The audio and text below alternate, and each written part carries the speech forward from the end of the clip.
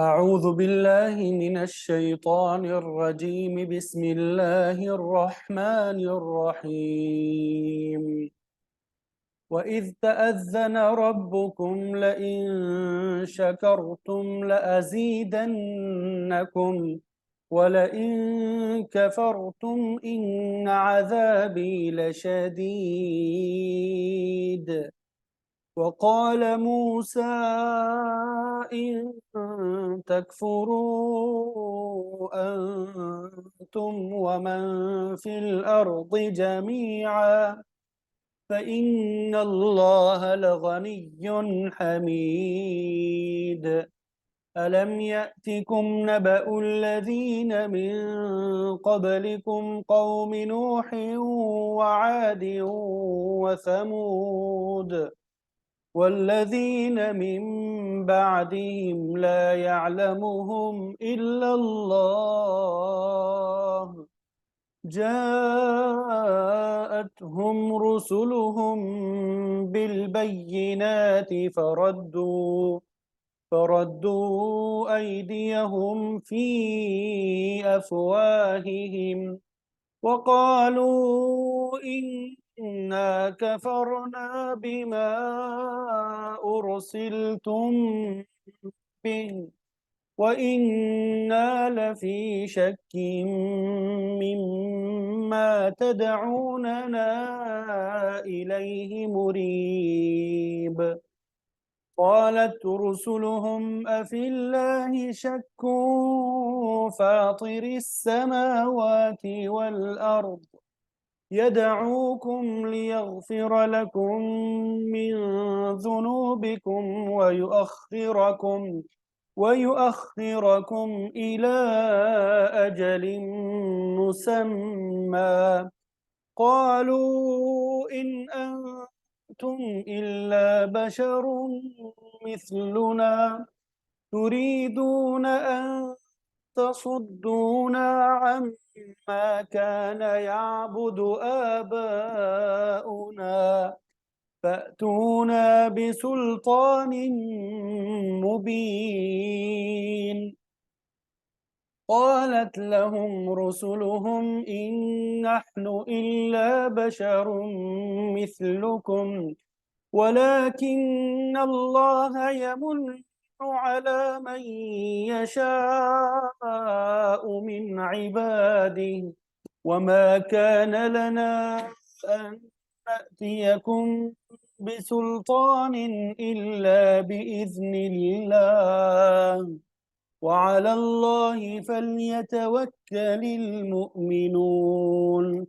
وما لنا ألا نتوكل على الله وقد هدانا سبلنا ولنصبرن على ما آذيتمونا وعلى الله فليتوكل المتوكلون. صدق الله العظيم. अल्हम्दुलिल्लाह। अभी आपके सामने सूरह इब्राहीम आयत नंबर 7 से आयत नंबर 12 तक तिलावत की सआदत हासिल हुई।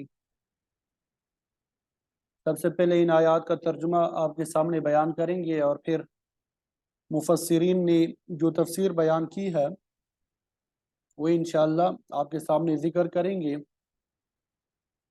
कल हमने आयत नंबर 6 तक तर्जुमा पढ़ लिया था।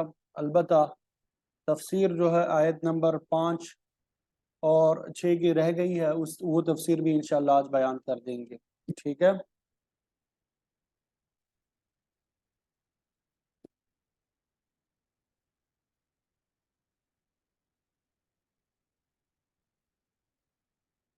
वइज़ और जब तअज़्ज़ना ऐलान कर दिया, ऐलान फरमा दिया, रब्बुकुम तुम्हारे रब ने, तअज़्ज़ना ऐलान किया, रब्बुकुम तुम्हारे रब ने, लइन अलबत्ता अगर, शकर तुमने शुक्र किया, लअज़ीदन्नकुम لأزيدن، نون تاکید، لام تاکید بانون ثقیلہ کا صیغہ ہے، واحد متکلم، لأزیدن، یقیناً ضرور بضرور میں اضافہ کروں گا تمہیں،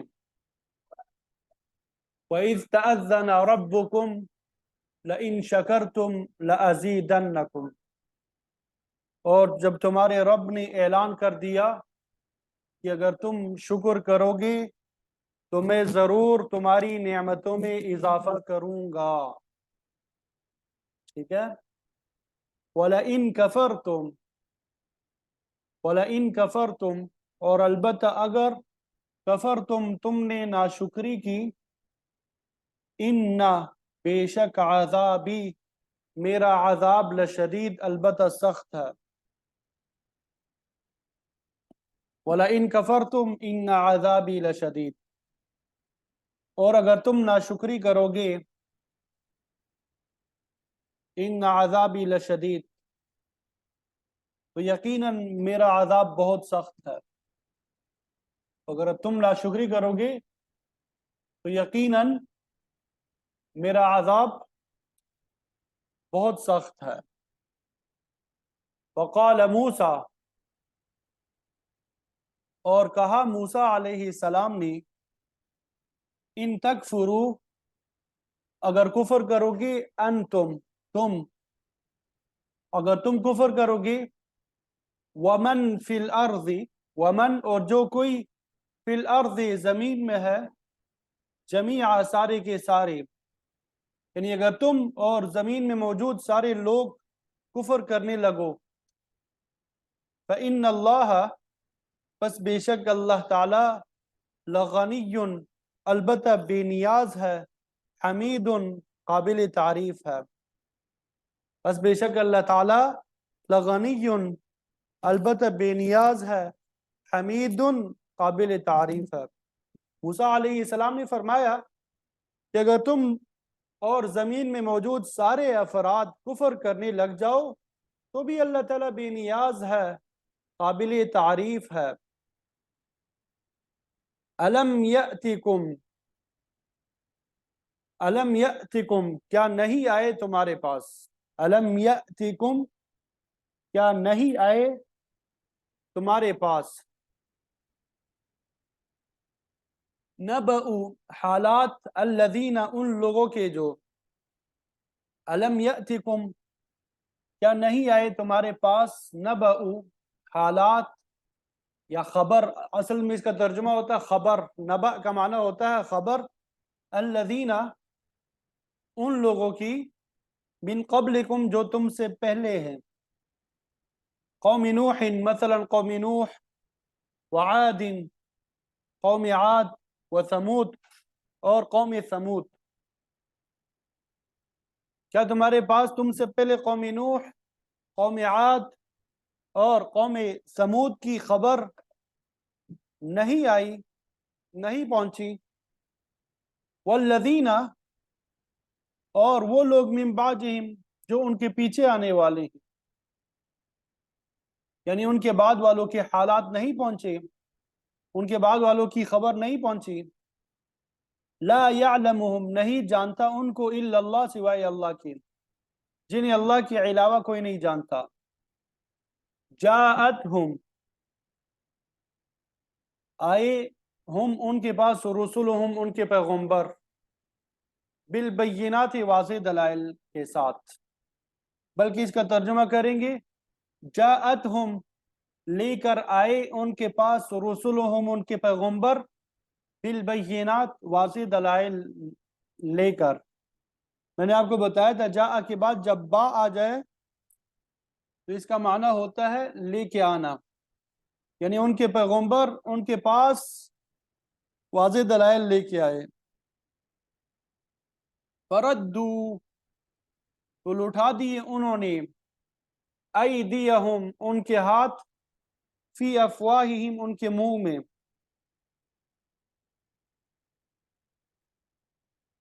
تو انہوں نے اپنے ہاتھ اپنے منہ میں ڈال لیے، یعنی انہوں نے ان کے منہ پر اپنے ہاتھ رکھ دیے،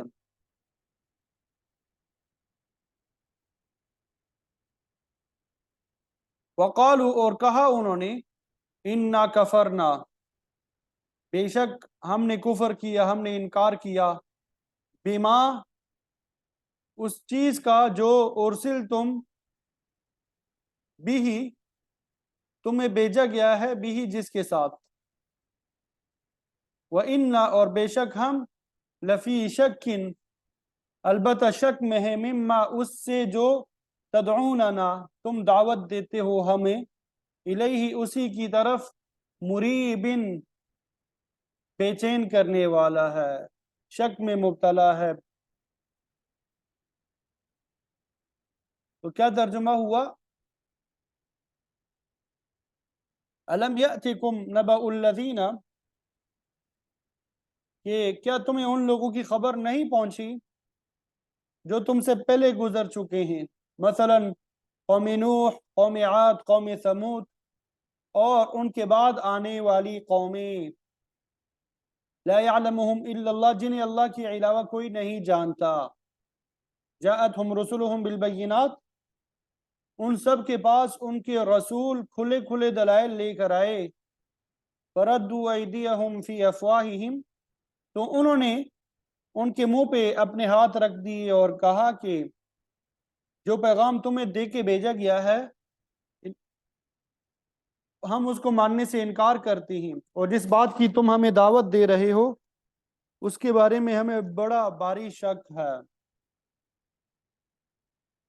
क़ालत कहा, रुसुलुहुम उनके पैगंबरों ने, अफिल्लाहि शक्कुन क्या अल्लाह के मामले में शक है, फातिरिस समावाति वल अर्ज़ फातिर जो कि पैदा करने वाला है आसमानों और जमीन को, यदऊकुम वो बुलाता है तुम्हें, लियगफिरा ताकि मुआफ कर दे, लकुम तुम्हारे लिए, मिन जुनूबिकुम तुम्हारे गुनाहों में से, वो तुम्हें बुलाता है ताकि मुआफ कर दे तुम्हारे गुनाहों को, वयुअखिरकुम और मोहलत देता है कुम तुम्हें, वयुअखिरकुम और मोहलत देता है तुम्हें, इला अजल एक मुद्दत तक, मुसम्मा मुकर्रर शुदा वो तुम्हें बुलाता है ताकि तुम्हारे गुनाहों को माफ कर दे और तुम्हें एक वक्त मुकर्रर तक मोहलत दे।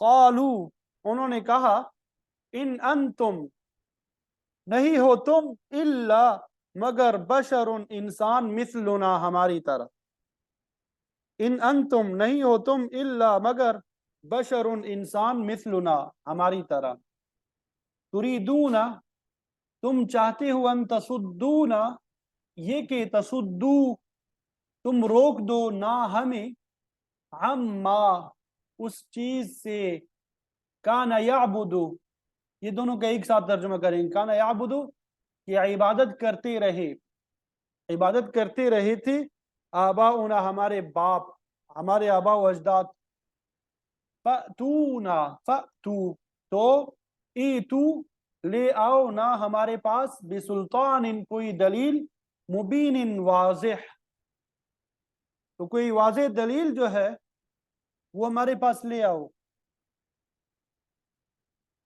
तर्जुमा इस आयत का हुआ कि उनके पैगंबरों ने उनसे कहा, अफिल्लाहि शक्कुन फातिरिस समावाति वल अर्ज़ कि अल्लाह के बारे में शक है जो सारे आसमानों और ज़मीन का खालिक है, यदऊकुम लियग़फ़िर लकुम वो तो तुम्हें बुला रहा है कि तुम्हारी खातिर तुम्हारे गुनाह माफ़ कर दे और तुम्हें एक मुकर्ररा मुद्दत तक मोहलत दे। क़ालू उन्होंने कहा कि तुम्हारी हकीकत इसके अलावा कुछ भी नहीं है, तुम भी वैसे ही इंसान हो जैसे हम हैं, तुरीदून अन तसुद्दूना अम्मा काना यअबुदु आबाउना तुम ये चाहते हो कि हमारे बाप दादा जिनकी इबादत करते आ रहे थे उनसे हमें रोक दो। तो वाज़े तौर पे कोई साफ साफ मौजिज़ा ला के दिखाओ। क़ालत लहुम रुसुलुहुम उनसे उनके पैगंबरों ने कहा, इन नहनु कि हम नहीं है, इल्ला बशरुन मगर इंसान, मिस्लुकुम तुम्हारी तरह, हम भी तुम्हारी तरह इंसान ही है, वलकिन अल्लाह और लेकिन अल्लाह ताला ने, यमुन्नु एहसान करता है अल्लाह ताला, अला मन यशाउ जिस पे चाहता है वो, मिन इबादिही, अपने बंदों में से। वमा कान लना, और नहीं है हमारे लिए, अन नअतियकुम, ये कि हम ला सके तुम्हारे पास भी सुल्तान, इन कोई दलील, और नहीं है हमारे लिए ये कि हम ला सके तुम्हारे पास कोई दलील, इल्ला बिइज़्निल्लाह, मगर अल्लाह ताला की इजाजत के साथ। उनसे उनके पैगंबरों ने कहा कि हम भी तुम्हारी तरह के ही इंसान ही है, लेकिन अल्लाह ताला अपने बंदों में से जिस पे चाहता है एहसान फरमा देता है, और हमें इख्तियार नहीं है कि अल्लाह के हुक्म के बगैर तुम्हारे पास कोई दलील ला सके। व अलल्लाहि, और अल्लाह ताला पर, फल्यतवक्कलिल मुमिनून, ईमान वालों को भरोसा करना चाहिए, और अल्लाह ताला पर ईमान वालों को भरोसा करना चाहिए।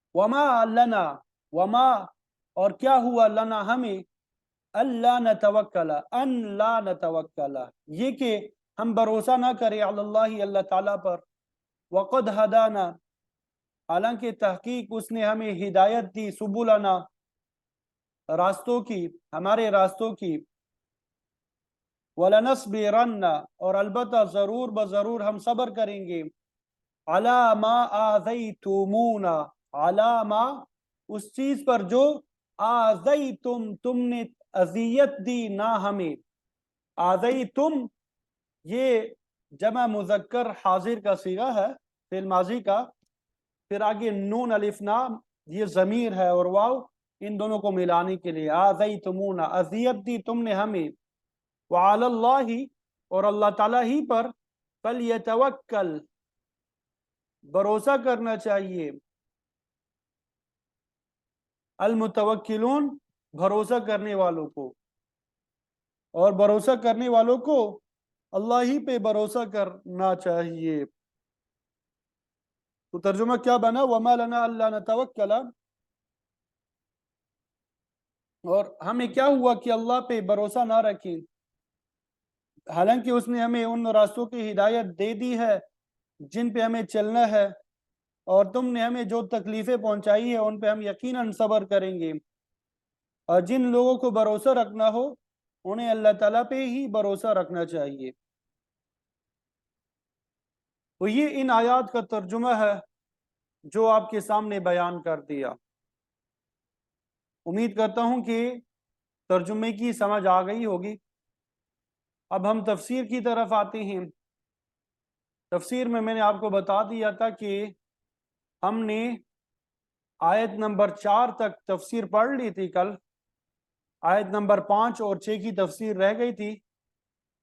तो पहले हम आयत नंबर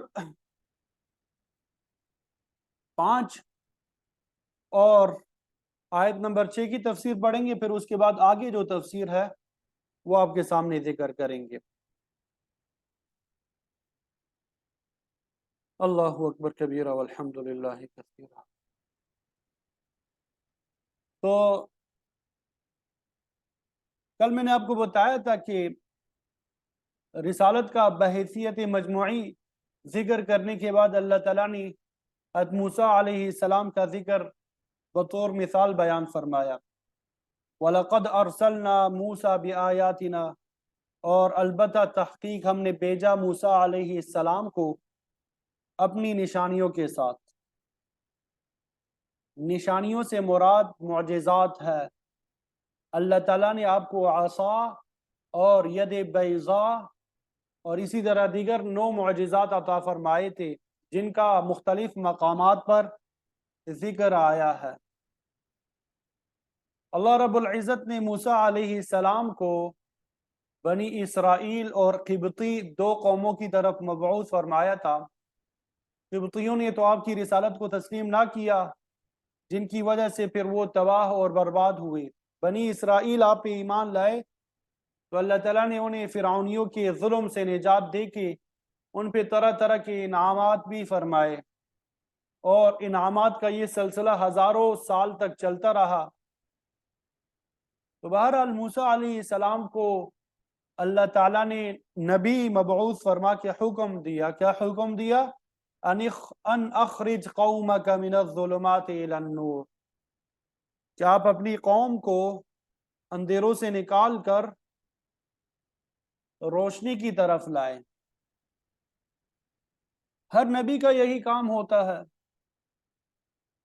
سورت کے ابتدا میں خود آپ صلی اللہ علیہ وسلم کو بھی یہی حکم ہوا، کتاب انزلناہ الیک لتخرج الناس من الظلمات الی النور، کہ ہم نے یہ کتاب آپ پہ نازل کی ہے تاکہ آپ لوگوں کو اندھیروں سے نکال کے روشنی کی طرف لے آئے۔ تو موسیٰ علیہ السلام کو بھی اللہ تعالیٰ نے یہی حکم دیا کہ اپنی قوم کو کفر، شرک اور معاصی کے اندھیروں سے نکال کر ایمان اور توحید کی روشنی میں لے آئیں، اور ساتھ میں یہ بھی حکم دیا وَذَكِّرْهُمْ بِأَيَّامِ اللَّهِ، وَذَكِّرْهُمْ بِأَيَّامِ اللَّهِ، کہ آپ ان کو اللہ تعالیٰ کے دن یاد دلائیں۔ ایام اللہ سے وہ تاریخی واقعات مراد ہے جن میں اللہ تعالیٰ نے بعض قوموں پر انعام فرمایا، بعض کو سزائیں دی، بعض قومیں اللہ تعالیٰ کے احکام کو تسلیم کر کے ان پر عمل کر کے کامیاب ہوئیں، اور بعض انکار کر کے طرح طرح کے عذاب میں مبتلا ہوئے۔ امام شاہ ولی اللہ محدث دہلوی رحمۃ اللہ علیہ نے اپنی کتاب الفوز الکبیر میں علوم قرآن کو 5 اقسام میں تقسیم کیا۔ پہلی قسم علم احکام ہے، یعنی قرآن مجید کی آیات کو 5 حصوں میں تقسیم کیا، کہ بعض تو وہ آیات ہے جن کا تعلق علم احکام کے ساتھ ہے، جس کے ذریعے فرائض، سنت، واجبات، حلال، حرام وغیرہ کا پتہ چلتا ہے۔ دوسری قسم علم مناظرہ یا علم مخاصمہ یا علم جدال ہے، جس کے ذریعے 4 فرقوں یعنی کافر، مشرک، یہود و نصارہ اور منافقین سے بحث مباحثہ کیا جاتا ہے، تو اس علم کے ذریعے ان فرقوں کا رد مطلوب ہوتا ہے۔ اور تیسری قسم علم تذکیر بما بعد الموت، موت اور اس کے بعد آنے والے واقعات کا تذکرہ،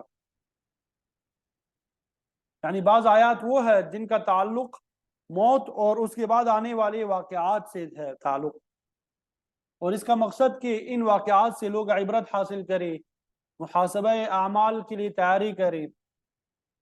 اور چوتھی قسم آیات کی بتائی تذکیر بآلاء اللہ، تذکیر کا معنی یاد کرنا، آلاء اللہ، اللہ تعالیٰ کی نعمتوں کو۔ اس حصے میں اللہ تعالیٰ نے اپنی نشانیوں کا تذکرہ کر کے انسان کو یاد دہانی کرائی کہ وہ ان میں غور و فکر کر کے عجائبات قدرت کا مشاہدہ کرے، پھر اللہ تعالیٰ کی وحدانیت پہ ایمان لائے۔ اور 5ویں قسم تذکیر بایام اللہ، تذکیر بایام اللہ، جس کا ذکر اس آیت مبارکہ میں کیا گیا ہے، کہ اللہ تعالیٰ نے سابقہ اقوام پہ گزرنے والے واقعات بیان کر کے انسان کو عبرت دلائی ہے، تاکہ وہ اپنی کمزوریوں پہ نظر رکھے، ان کی اصلاح کی کوشش کرے۔ اللہ تعالیٰ نے قوم عاد، قوم ثمود، قوم لوط، قوم نوح وغیرہ کے حالات مختلف مقامات پہ ذکر کیے ہیں۔ صرف فرعون کا واقعہ قرآن مجید میں تقریباً 46 مرتبہ سے زیادہ ذکر کیا گیا ہے۔ صرف علم کے لیے، معلوم ہونے کے لیے کسی واقعے کو ایک ہی دفعہ بیان کر دینا کافی نہیں ہے، بلکہ بار بار یاد دہانی کی ضرورت ہوتی ہے، تاکہ متعلقہ بات جو ہے لوگوں کے ذہنوں میں اچھی طرح جم جائے اور وہ نصیحت حاصل کر سکے۔ تو فرمایا ان فی ذلک لآیات لکل صبار شکور، بے شک ان تاریخی واقعات میں نشانیاں ہیں ان لوگوں کے لیے جو صبر کرتے ہیں، مصائب میں صبر اور برداشت سے کام لیتے ہیں، اپنے آپ پہ کنٹرول کرتے ہیں، جب کوئی نعمت میسر آتی ہے تو اس کی قدر کرتے ہیں، اس کو برمحل صرف کرتے ہیں، اور پھر اللہ تعالیٰ کے شکر گزار ہوتے ہیں۔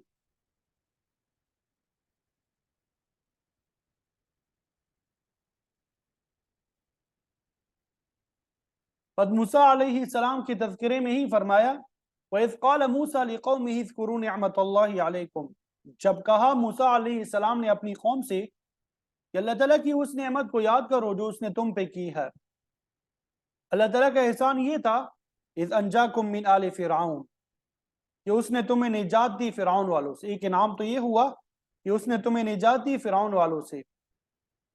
اور فرعونی کیا کرتے تھے، قوم فرعون کیا کرتی تھی، یسومونکم سوء العذاب، وہ تمہیں پہنچاتے تھے برا عذاب، بدترین عذاب، تمہیں غلامی میں مبتلا کر رکھا تھا جو کہ بدترین عذاب ہے۔ غلامی ایک غیر فطری چیز ہے، غلام بے ضمیر ہوتا ہے، اس کی کوئی رائے نہیں ہوتی۔ غلامی اور آزادی کا مسئلہ اللہ تعالیٰ نے سورہ نحل میں بیان فرمایا ہے، انشاءاللہ وہاں پڑھیں گے۔ وَيُذَبِّحُونَ أَبْنَاءَكُمْ، فرعونی اور کیا کرتے تھے، تمہارے بیٹوں کو قتل کرتے تھے۔ بعض تفسیری روایات میں آتا ہے کہ فرعون نے 90,000 بنی اسرائیل بچے قتل کروائے، لیکن اللہ تعالیٰ کی حکمت میں جو بات ہونے والی تھی وہ ہو کے رہی۔ اتنا عظیم ظلم بھی اسے روک نہ سکا، وہ لڑکوں کو قتل کرتے تھے۔ وَيَسْتَحْيُونَ نِسَاءَكُمْ، اور تمہاری عورتوں کو زندہ رکھتے تھے۔ وَيَسْتَحْيُونَ نِسَاءَكُمْ، اور تمہاری عورتوں کو زندہ رکھتے تھے تاکہ لونڈیا بن کے ان کی خدمت کرے۔ انہیں خطرہ صرف مردوں سے تھا کہ ان کی سلطنت نہ چھین لی جائے۔ تو فرعون کی پولیس جو ہے تعاقب میں رہتی تھی، بچہ پیدا ہوتے ہی والدین کے سامنے ذبح کر دیا جاتا تھا۔ وَفِي ذَلِكُمْ بَلَاءٌ مِّن رَبِّكُمْ عَظِيمٌ،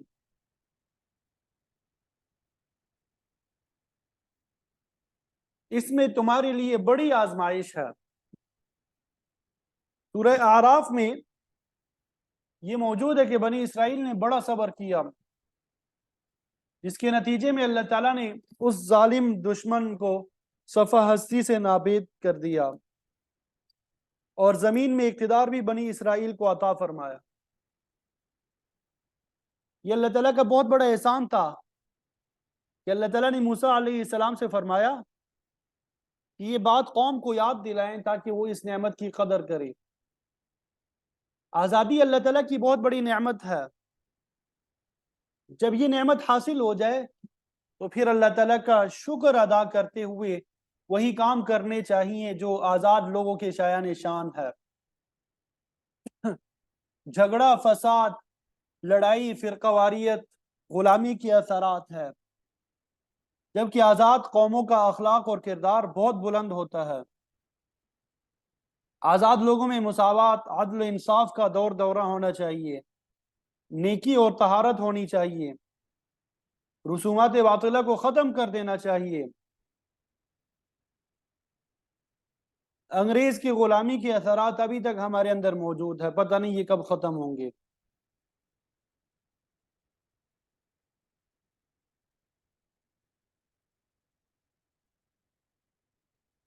جب تک غلامی کے اثرات ختم نہیں ہوتے، ہماری قوم جو ہے عزت کے مقام تک نہیں پہنچ سکتی۔ حقیقت ہی یہی ہے کہ ہم نے آزادی کی قدر ہی نہیں کی، ورنہ ہمیں اقوام عالم میں بلند مقام حاصل ہوتا۔ وَإِذْ تَأَذَّنَ رَبُّكُمْ،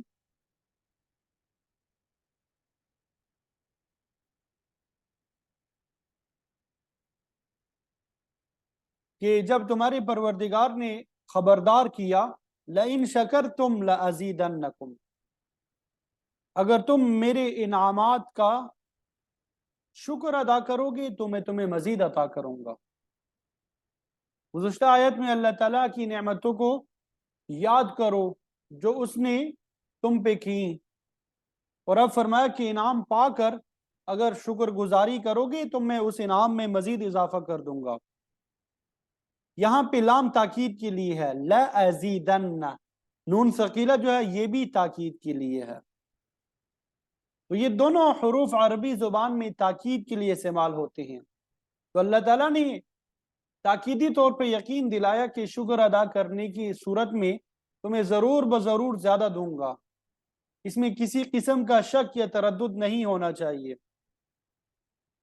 اللہ تعالیٰ کی نعمتوں میں जिस्मानी, रूहानी, दुनियावी, उखरवी, अंदरूनी और बैरूनी हर किस्म की नेमतें शामिल है।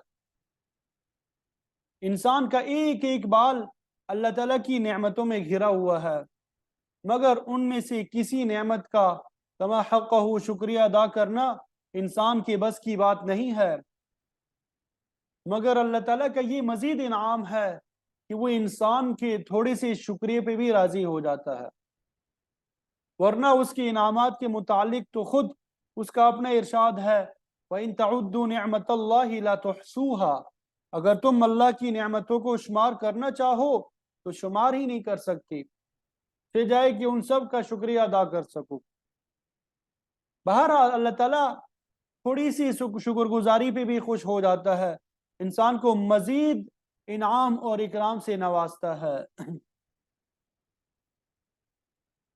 शेख सादी साहब रहमतुल्लाह अलैह अपनी किताब गुलिस्तान में लिखते हैं कि हर एक सांस के जरिए इंसान को अल्लाह ताला की दो नेमतें मुयस्सर आती है। जब इंसान सांस को बाहर निकालता है तो उसके जरिए जिस्म के गलीज बुखारात खारिज होके इंसान के लिए आराम और राहत का सबब बनते हैं, और जब सांस इंसानी जिस्म के अंदर जाता है तो बाहर से ऑक्सीजन जो है उसके जिस्म में दाखिल होता है, जो उसके लिए हयात का बाइस बनता है। अल्लामा इब्न क़य्यिम रहमतुल्लाह अलैह फरमाते हैं कि हर इंसान 24 घंटों में कम बेश 24,000 मरतबा सांस लेता है, तो इंसान एक सांस का शुक्रिया भी अदा नहीं कर सकता, छे जाए कि बाकी लाखों करोड़ों इनामात इलाहिया की शुक्रगुजारी करे। इंसान के एक एक बाल में बेशुमार इनामात है। एक गिलास पानी जो इंसान पीता है उसमें अल्लाह ताला की करोड़ों नेमतें शामिल है, जिसके नतीजे में ये पानी इंसान के लबों तक पहुंचता है। लेकिन अल्लाह ताला रहीम व करीम है, वो थोड़े से शुक्रिया पे भी राजी हो जाता है। हदीस शरीफ में आता है, इन्नल अब्द इज़ा यअकुलुल अक्ल औ यशरबु शुरबा, कि जब कोई बंदा खाना खाता है या पानी पीता है और फिर अल्हम्दुलिल्लाह कहता है तो अल्लाह ताला उससे राजी हो जाता है और फरमाता है कि मेरा बंदा मेरी नेमत का शुक्रिया अदा कर रहा है। लेकिन करोड़ों इंसान है जो हर वक्त अल्लाह ताला की नेमतों से फायदा उठाते रहते हैं, लेकिन उस जात का शुक्रिया अदा नहीं करते। इंसान की सेहत को ही देख ले, आफियत और सलामती को देखे, ये अजीम नेमतें हैं जिनकी इंसान कदर नहीं करता। इनकी कदर उसी वक्त मालूम होती है जब इनमें से कोई चीज छिन जाए, खत्म हो जाए। अल्लाह हमारी हिफाजत फरमाए। हदीस शरीफ में आता है कि जिस शख्स की आंखें ज़ाया हो जाए और वो उस पर सब्र करे तो अल्लाह ताला फरमाता है कि मैंने इसकी दो इज्जत वाली चीजें उठा ली, इसने सब्र किया, अब मैं इसे जन्नत में पहुंचाए बगैर किसी चीज पे राजी नहीं होऊंगा। शर्त यह है कि इंसान अल्लाह ताला का शुक्र अदा करता रहे, नाशुक्री का कोई कलीमा अपनी जुबान पे ना लाए। आप सल्लल्लाहु अलैहि वसल्लम ने दुआ सिखलाई, अल्हम्दुलिल्लाहि अला कुल्ली हालिन व अऊज़ु बिल्लाहि मिन हालि अहली नारिन, कि हर हालत में अल्लाह ताला का शुक्र है और मैं अहले दोज़ख के हाल से पनाह चाहता हूँ। तो गर्ज है कि इंसान की सलामती, समाअत और क़ुव्वत शामा वगैरह ये ऐसी नेमतें हैं कि इंसान किसी एक का भी शुक्रिया अदा नहीं कर सकता। इंसान की आफियत के मुतालिक मुस्नद अहमद की रिवायत में आता है, मा ऊतिया निअमतुन बादल ईमान मिस्लल आफिया, कि ईमान के बाद किसी को आफियत जैसी अजीम नेमत मुयस्सर नहीं। लेकिन कोई शख्स इसकी कदर नहीं करता। जिस्मानी और मादी नेमतों के अलावा अल्लाह ताला ने इंसान को इल्म जैसी अजीम नेमत अता फरमाई है। हदीस शरीफ में आता है कि एक शख्स को सूरह इखलास याद थी। आप सल्लल्लाहु अलैहि वसल्लम ने उससे फरमाया, तुम अपने आप को हकीर ना समझो, अगर तुम्हारे पास मालो दौलत नहीं तो कोई बात नहीं, तुम्हें सूरह इखलास जैसी अजीम नेमत हासिल है। एक दूसरी हदीस में आता है कि लोगों को अल्लाह ताला की बहुत सी नेमतें मुयस्सर है, اور ان میں سے بڑی نعمت یہ ہے کہ کسی کو فرمانبردار اولاد نصیب ہو جائے. اللہ تعالی ہم سب کو نصیب کرے. تو گویا کہ ہر غریب اور امیر کو اللہ تعداد نعمتیں حاصل ہے اور ہر شخص پہ ان کا شکر ادا کرنا واجب ہے. علم، دولت، صحت، اولاد اور پھر قدرتی انعام میں ہوا، روشنی، پانی، گرمی، سردی، بارش، یہ سب ایسی نعمتیں ہیں جو کہ اللہ تعالیٰ نے بالکل فری جو ہے عطا فرمائی ہے. اللہ تعالیٰ کا انتظام یہ ہے کہ جن چیزوں کی بہت زیادہ ضرورت ہے ان کو فری رکھا گیا ہے. کھانے کے لیے تو محنت کرنا پڑتی ہے، لیکن یہ چیزیں ایسی ہے جو مفت حاصل ہو جاتی ہے، مگر پھر بھی انسان شکر ادا نہیں کرتا. انسان اپنے اعمال سے پانی کے ایک قطرے کی قیمت ادا نہیں کر سکتا. بہرحال انسان کا فرض ہے کہ اسے نعمت میسر آئے تو زبان سے اللہ کا شکریہ ادا کرے. اور شکریہ کی ایک دوسری صورت یہ ہے کہ اللہ تعالیٰ نے جو نعمت جس مقصد کے لیے عطا کی ہے اسے اسی مقصد کے لیے استعمال کیا جائے. اگر کوئی شخص نعمت کو برمحل استعمال نہیں کرتا تو یہ ناشکری کے مترادف ہوگا. اللہ تعالیٰ نے کانوں جیسی نعمت دی ہے تو ان سے اچھی باتیں سنو، مواعظ حسنہ کی سماعت کرو، تلاوت قرآن مجید سنو. لیکن اگر ان کانوں سے گانے سنو گے، غیبت سنو گے تو یہ ناشکری کی صورتیں ہیں. بعض اوقات لوگوں پہ سخت حاکم مقرر کیا جاتا ہے جو انہیں ہر وہ سزا میں مبتلا رکھتے ہیں. تو آج مسلمان ساری دنیا میں ناشکر گزاری کی سزا بھگت رہی. اللہ تعالی ہم سب کی حفاظت فرمائے. وقال موسیٰ، حضرت موسیٰ علیہ السلام نے اپنی قوم سے یہ بھی فرمایا، ان تکفروا انتم ومن فی الارض جمیعا فإن اللہ لغنی حمید. اگر تم اور سارے اہل زمین مل کر بھی کفر کرو گی تو اللہ تعالیٰ کا کچھ نہیں بگاڑ سکتے. فإن اللہ لغنی حمید، بس بے شک اللہ تعالیٰ بے نیاز ہے اور تعریفوں والا ہے.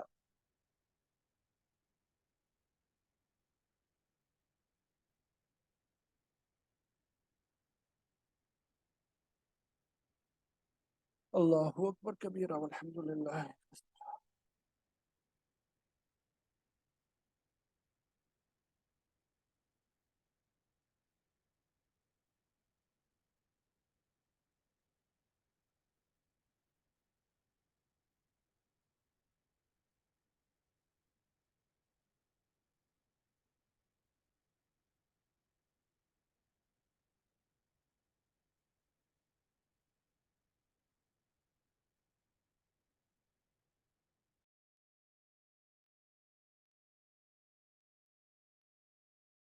یہ آواز آ رہی ہے؟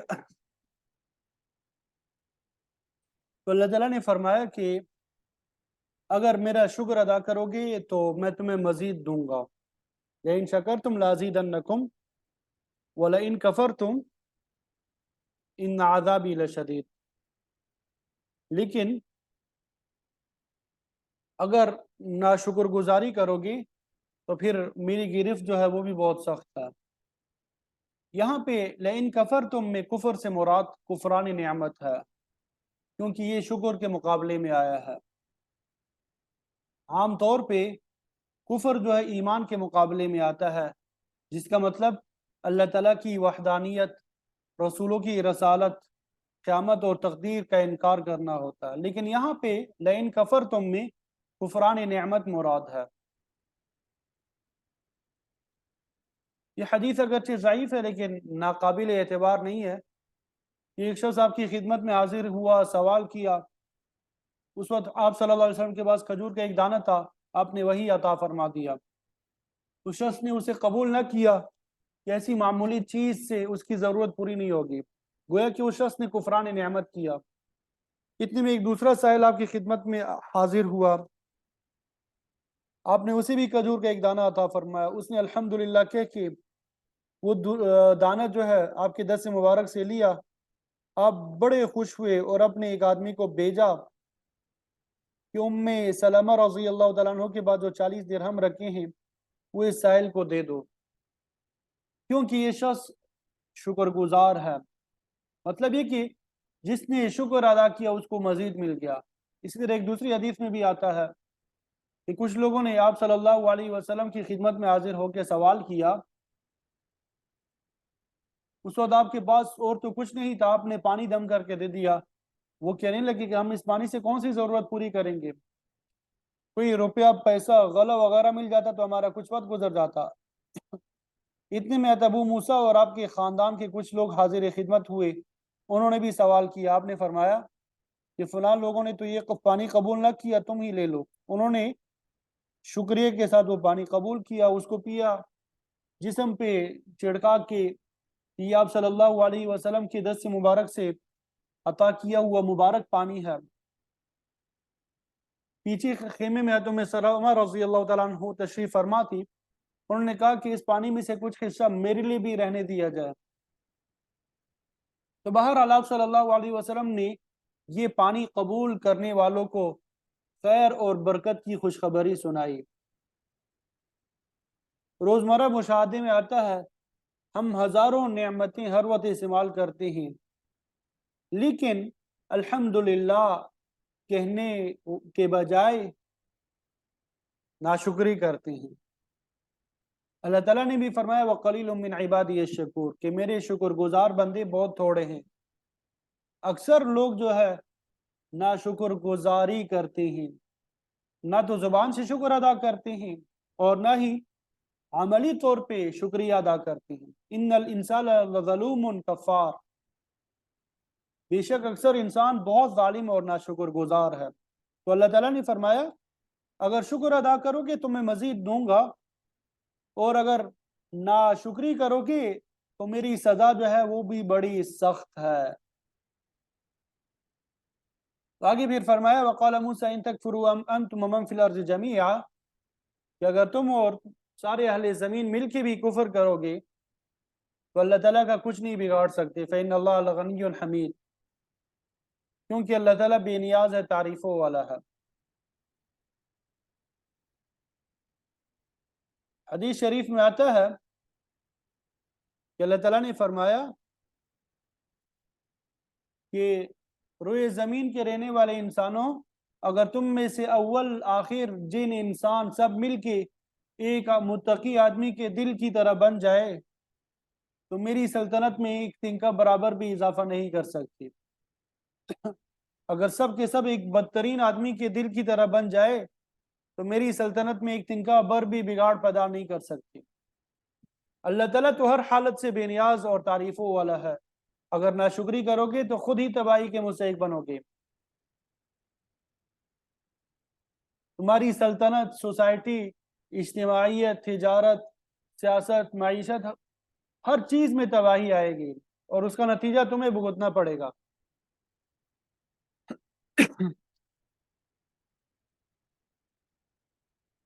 تو اگلی آیت میں بھی موسیٰ علیہ السلام ہی کے کلام پہ مشتمل بات سمجھنی چاہیے۔ آپ نے یاد دہانی کے لیے اپنے قوم سے فرمایا الم یأتکم نبأ الذین من قبلکم قوم نوح وعاد وثمود، کیا تمہارے پاس نہیں آئی خبر ان لوگوں کی جو تم سے پہلے گزرے ہیں، انہوں نے اللہ تعالیٰ کی نعمتوں کی ناقدری کی تو ان کا کیا حشر ہوا۔ وہ کون لوگ ہیں؟ قوم نوح وعاد وثمود، قوم نوح، عاد اور ثمود کے لوگ تھے۔ قوم نوح کا حال سورہ ہود میں تفصیل کے ساتھ گزر چکا ہے۔ اللہ تعالیٰ نے اپنے نبی کے ذریعے ایمان اور توحید کا پیغام بھیجا، یہ اللہ تعالیٰ کا بہت بڑا احسان تھا، مگر قوم نے اس کی ناقدری کی تو اس کے نتیجے میں وہ غرق ہو گئے۔ قوم عاد کے لوگوں کو اللہ تعالیٰ نے بڑی جسمانی طاقت عطا کی تھی، لیکن یہ قوم کفر، شرک اور تکبر میں مبتلا تھی۔ قوم ثمود جو ہے ان کی بھی بڑی بڑی بستیاں تھیں، بڑے کاریگر تھے، بڑے صناع تھے، ان کے باغات تھے، فیکٹریاں تھیں، پہاڑوں کو کھاڑ کے بنائے گئے مکانات لوگ آج بھی دیکھ کے دنگ رہ جاتے ہیں۔ تو ان اقوام کی تباہی کے حالات بھی آپ نے سورہ اعراف، سورہ یونس اور سورہ ہود میں پڑھ لیے ہیں۔ اللہ تعالیٰ نے قوم عاد کو نرم ترین چیز ہوا کے ذریعے تباہ کیا، قوم ثمود کو چیخ اور زلزلے نے دبوچ لیا۔ ان لوگوں نے بھی اللہ تعالیٰ کی نعمتوں کی ناقدری کی تو برے انجام کو پہنچے۔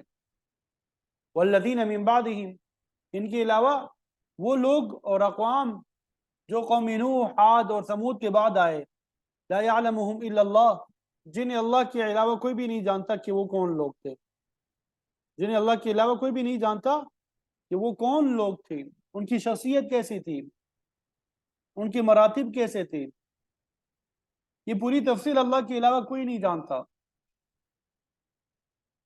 بعض اقوام کے اجمالی حالات کا ذکر قرآن میں موجود ہے، لیکن تفصیلی حالات اللہ کے علاوہ کوئی نہیں جانتا۔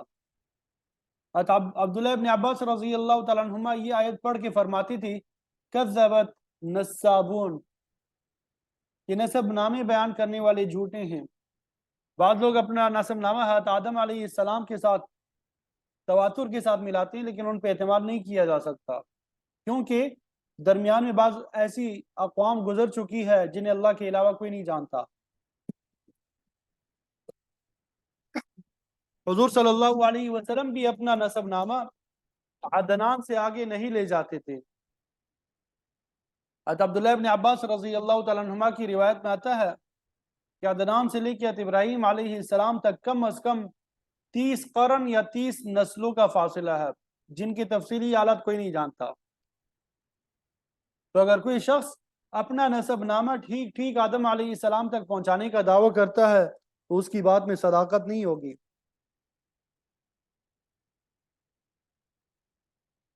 تو پھر آگے فرمایا جاءتہم رسلہم بالبینات،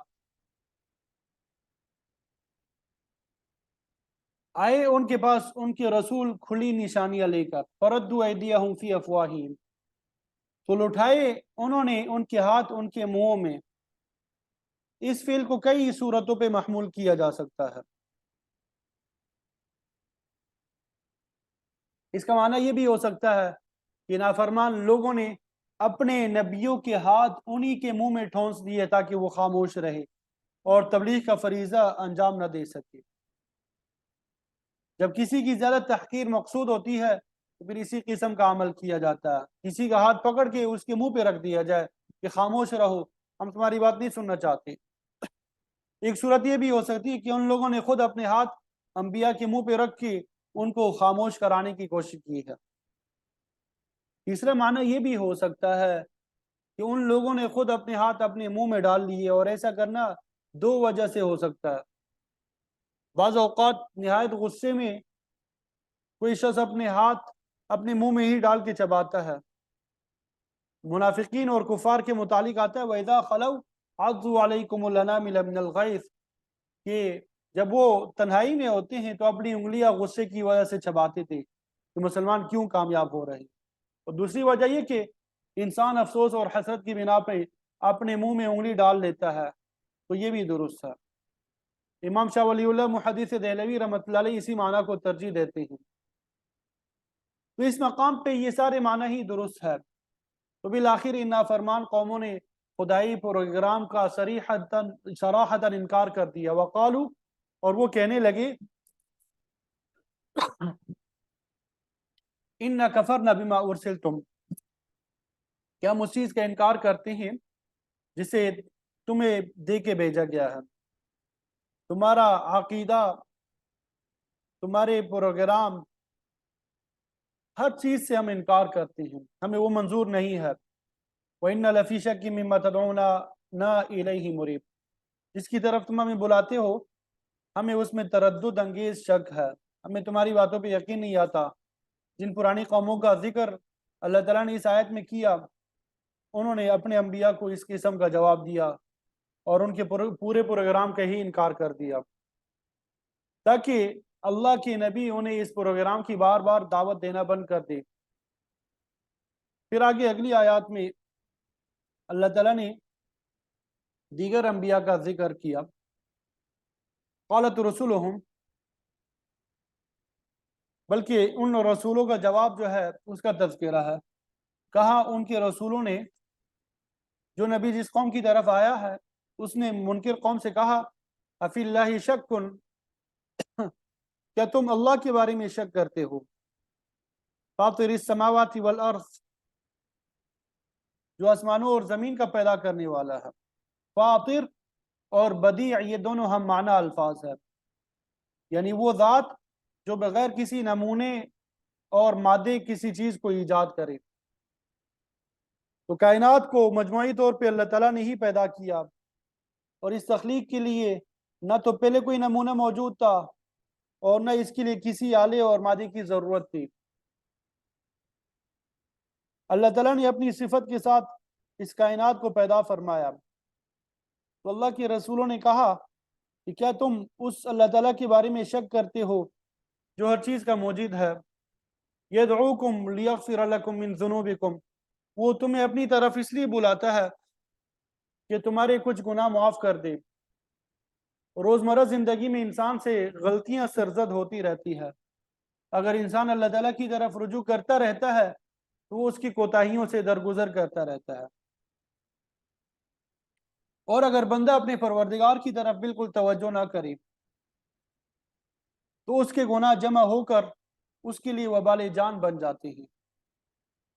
تو من ذنوبکم سے یہ اشارہ ملتا ہے کہ اللہ تعالیٰ سارے کے سارے گناہ معاف نہیں کرتا بلکہ بعض کو معاف کر دیتا ہے.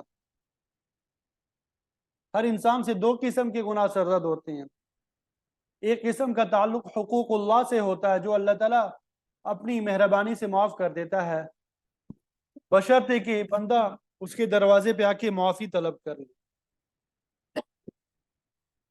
اور جن گناہوں کا تعلق حقوق العباد سے متعلق ہے، جس کے متعلق خود اللہ تعالیٰ کا فیصلہ ہے کہ جب تک متعلقہ بندہ ان گناہوں کو معاف نہیں کرے گا اللہ تعالیٰ بھی ان کو معاف نہیں کرے گا. بعض مقامات پر مطلق گناہوں کی معافی کا ذکر بھی آتا ہے، لیکن ان سے بھی وہی گناہ مراد ہے جن کا تعلق اللہ تعالیٰ اور بندے کے درمیان ہے. تو بہرحال فرمایا کہ وہ تمہیں بلاتا ہے تاکہ تمہارے کچھ گناہ معاف کر دے. وَيُؤَخِّرَكُمْ إِلَىٰ أَجَلٍ مُّسَمًّى، اور پھر تمہیں مہلت دے ایک مقررہ مدت تک.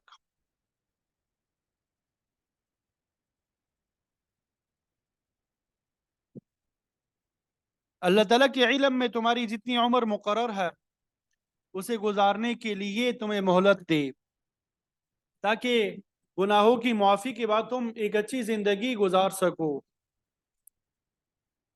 اسی بات کو سورہ یونس میں بھی بیان فرمایا گیا کہ اگر تم اللہ سے استغفار کرو گے، اس کی طرف رجوع کرو گے، یمتعکم متاعا حسنا الی اجل مسمى،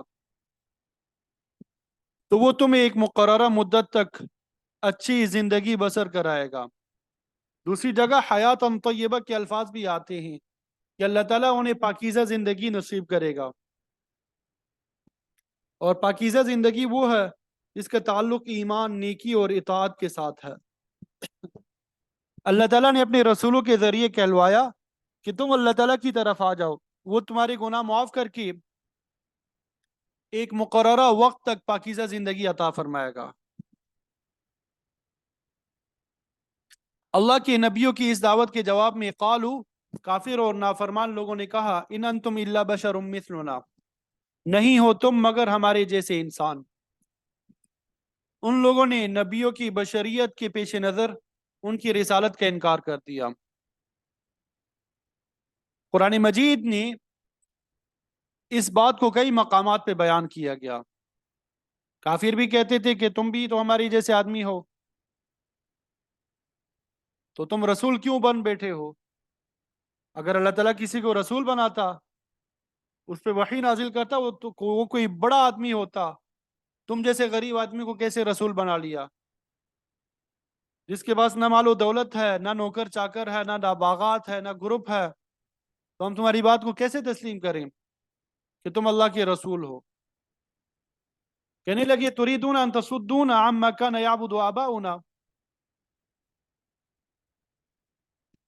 تم چاہتے ہو کہ تم ہمیں ہمارے آبا و اجداد کے معبودوں سے روکو، ان کی عبادت سے روکو. ہم تو اسی دین کو فالو کریں گے جس پر ہمارے باپ دادا تھے. تم ان سے زیادہ عقل مند نہیں ہو جو تم ہمیں ان کے طریقے سے ہٹانا چاہتے ہو. نوح علیہ السلام، ہود علیہ السلام، شعیب علیہ السلام کی قوم کے لوگوں نے بھی یہی کہا تھا کہ تم ہمیں ہمارے معبودوں سے دور رکھنا چاہتے ہو. नूह अलैहिस्सलाम की कौम ने तो खास तौर पे कहा था ला तज़रुन्न आलिहतकुम, कि लोगो नूह अलैहिस्सलाम के कहने पे हम अपने माबूदों को नहीं छोड़ेंगे। इब्राहीम अलैहिस्सलाम के मुखातबीन ने भी यही कहा था, क़ालू हर्रिकूहु वंसुरू आलिहतकुम, कि इनको जिंदा जलाओ और अपने माबूदों पे जमे रहो, उनको मत छोड़ना। फअतूना बिसुल्तान मुबीन, तो हमारे पास अपनी रिसालत की कोई खुली सनद लेके आना। उससे उनकी मुराद ये थी कि हमारी मर्जी की कोई निशानी या मौजज़ा पेश करो, तब हम आपको अल्लाह का रसूल तस्लीम करेंगे। हकीकत यह है कि अल्लाह ताला ने हर नबी के हाथ पे बेशुमार मौजज़ात ज़ाहिर फरमाए, लेकिन काफिर सिर्फ जिद की वजह से उन्हें तस्लीम नहीं करते थे, और उनके मुतालबात इस किस्म के होते थे कि हमारे सामने सीढ़ी लगा के आसमान पे चढ़ जाओ, वहां से लिखी लिखाई किताब ले आओ, या फरिश्ते आके आपकी रिसालत की गवाही दे, या खुद अल्लाह ताला सामने आके कहे हाँ मैंने आपको रसूल बना के भेजा है। तो खुली सनद से वो इस किस्म की निशानियां मुराद लेते थे कि इनके बगैर हम आपको रसूल नहीं मानेंगे।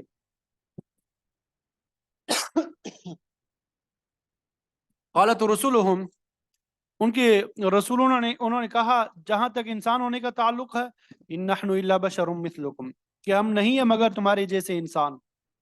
तमाम अंबिया और रसूल इंसान होते हैं, अलबत्ता रसूल इंसानों के अलावा फरिश्ते भी होते हैं, लेकिन नबी हमेशा इंसान ही होते हैं। इल्म अकायद वाले नबी की तारीफ बयान फरमाते हैं, हुआ इंसान बअसहुल्लाहु लितबलीग मा औहा इलैह, कि नबी एक इंसान होता है जिसको अल्लाह ताला ने उस चीज़ की तबलीग के लिए मबऊस फरमाया होता है जिसको वही से नाजिल करता है।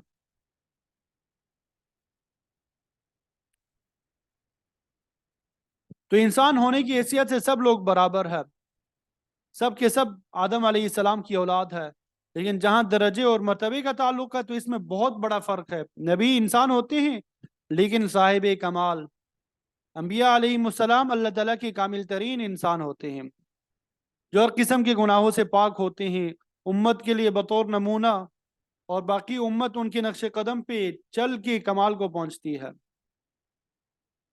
और अलिया अल्लाह में से बाज जो है वो तो अपनी ज़ात में कामिल होते हैं, लेकिन ज़रूरी नहीं कि वो दूसरों को भी कामिल बना सके। यानी बाज खुद तो कामिल होते हैं और दूसरों को भी कामिल बनाने वाले होते हैं, उनमें भी फ़र्क होता है। बाज कामिलीन दो आदमियों को कामिल बनाते हैं, बाज एक जमात को कामिल बनाते हैं। अल्लाह ताला ने आप सल्लल्लाहु अलैहि वसल्लम को बहुत ज़्यादा सलाहियत अता फरमाई, आपने एक जहां को कामिल बनाया। फिर जो लोग गुमराह होते हैं वो नाकिस कहलाते हैं, उनमें भी दो ग्रोह होते हैं। बाज आदमी तो वो होते हैं जो अपनी ज़ात में गुमराह होते हैं, वो जाल कहलाते हैं। इसका मतलब ये कि फलां शख्स सीधे रास्ते से हटा हुआ है। दूसरी किस्म के लोग वो होते हैं जो खुद भी गुमराह होते हैं, दूसरों को भी गुमराह करते हैं, वो मुज़िल कहलाते हैं। बहर हाल नबियों का कमाल बहुत बुलंद दर्जे का होता है, लेकिन वो भी इंसान ही होते हैं। इसीलिए अल्लाह ताला ने अम्बिया अलैहिमुस्सलाम और खुसूसन आप सल्लल्लाहु अलैहि वसल्लम के लिए फरमाया मिनकुम मिन अनफुसिकुम, ये अल्फाज इस्तेमाल किए।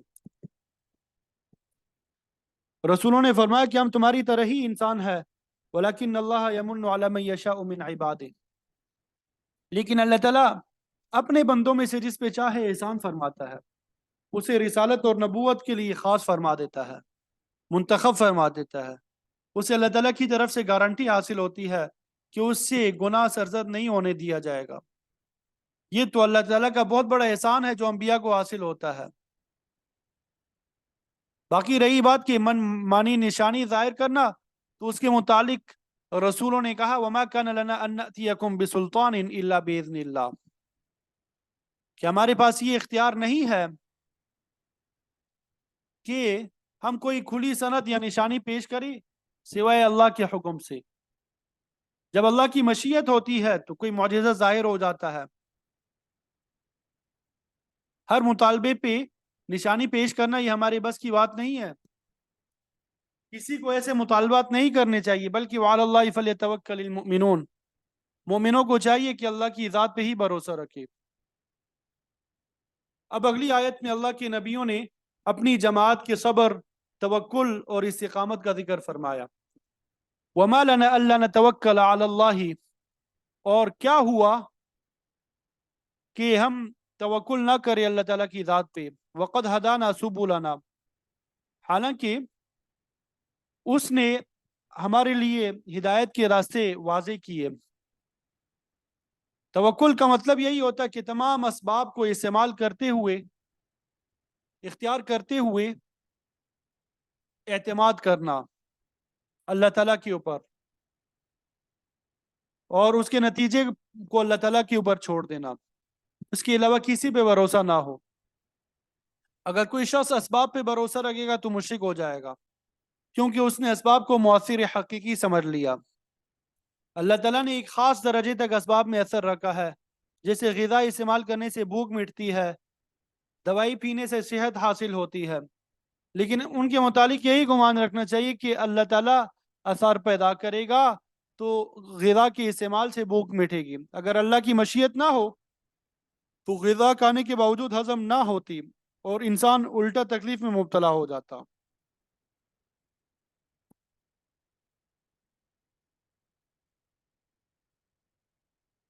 تو فقہا فرماتے ہیں کہ اسباب تین قسم کے ہوتے ہیں۔ پہلی قسم اسباب مقطوعہ، یہ ایک حد تک قطعی ہوتے ہیں، ان کو ہر حالت میں اختیار کرنا ضروری ہے اور چھوڑنا حرام ہے۔ مثلا کھانے اور پینے میں بقائے حیات مضمر ہے۔ اگر کوئی شخص توکل کرتے ہوئے کھانا پینا چھوڑ کے بھوک سے مر جائے تو یہ توکل نہیں ہوگا، بلکہ یہ حرام موت مرے گا۔ یہ اسباب مقطوعہ ہے جن کو ترک کرنا، چھوڑ دینا حرام ہے۔ البتہ عقیدہ یہی ہونا چاہیے کہ خوراک اور پانی یہ مؤثر بذات نہیں ہے، بلکہ اللہ تعالیٰ ہی ان میں تاثیر پیدا کرتا ہے۔ دوسری قسم کے اسباب مضمونہ کہلاتے ہیں، اگرچہ گمان غالب ہوتا ہے کہ ان اسباب میں تاثیر ہوگی، لیکن یہ بالکل ضروری بھی نہیں ہوتا۔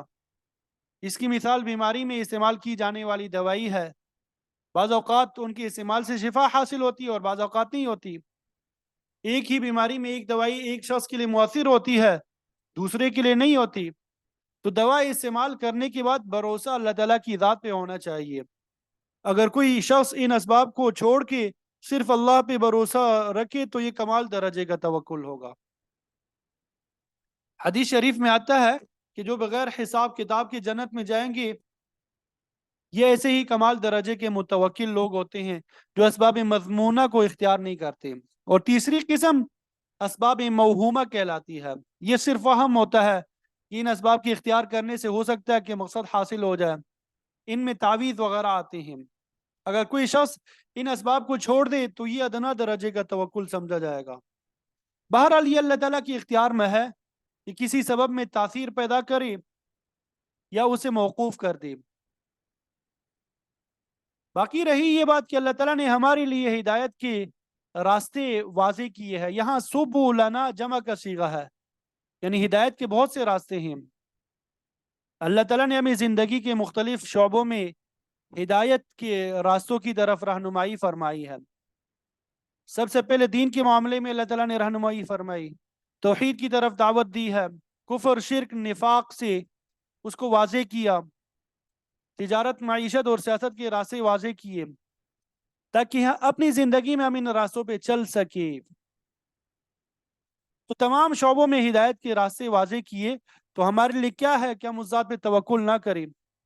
اللہ کے رسولوں نے اپنی قوم کے لوگوں سے کہا وَلَنَصْبِرَنَّ عَلَى مَا آذَيْتُمُونَا، کہ ہم ضرور بضرور صبر کریں گے اس پہ جو تم ہمیں تکالیف پہنچاتے ہو۔ نبی کے متعلق کہنا کہ اسے ہم پہ کوئی فوقیت حاصل نہیں، یہ تو ہمارے جیسا ہے، یہ بیوی بچے رکھتا ہے، بازاروں میں چلتا پھرتا ہے، کاروبار کرتا ہے، یہ نعوذ باللہ مفتری اور کذاب ہے، اس کے بعد فرشتے کیوں نہیں آتے، یہ جادوگر ہے۔ یہ سب تکلیف دہ باتیں ہیں جن سے اللہ تعالیٰ کے نبیوں کو ذہنی طور پہ بڑی گوفت ہوتی ہے، لیکن انہوں نے ان تمام باتوں پہ صبر کیا جو کہ بہت بڑی حقیقت ہے، اور انہوں نے یہ بھی کہا کہ ان تمام تکالیف کے باوجود وعلی اللہ فلیتوکل المتوکلون، بھروسہ رکھنے والوں کو چاہیے کہ اللہ تعالیٰ کی ذات پہ ہی بھروسہ رکھے اور اپنی تعلیم اور تبلیغ کے مشن کو جاری رکھے، ان مصائب پہ دل برداشتہ نہ ہو۔ ہر مومن کا یہی عقیدہ ہونا چاہیے کہ مؤثر حقیقی صرف اللہ تعالیٰ کی ذات ہے، اور بھروسہ کرنے کے لائق بھی صرف اللہ تعالیٰ کی ذات ہے۔ اللہ تعالیٰ سے دعا ہے کہ مجھے آپ کو ان تمام باتوں پہ عمل کی توفیق عطا فرمائے۔ وآخر دعوانا ان الحمد للہ رب العالمین، آمین۔